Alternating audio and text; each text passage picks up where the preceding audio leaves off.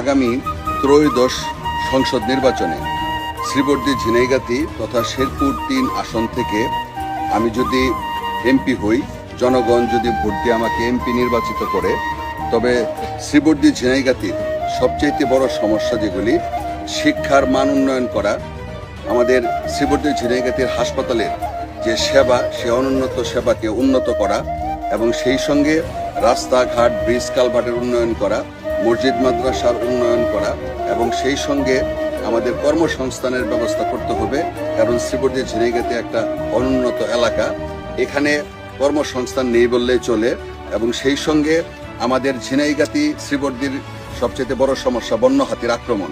এই বন্য হাতি আক্রমণ প্রতিহত করার জন্য স্থায়ী একটা প্রতিরোধ ব্যবস্থা সরকারের কাছ থেকে নিয়ে আসা এবং সেই সঙ্গে আমাদের ঝিনাইগাতির দুঃখ মহারশী নদীর বাঁধ, এই বাঁধ নির্মাণ, এইগুলি আমাদের মূল লক্ষ্য।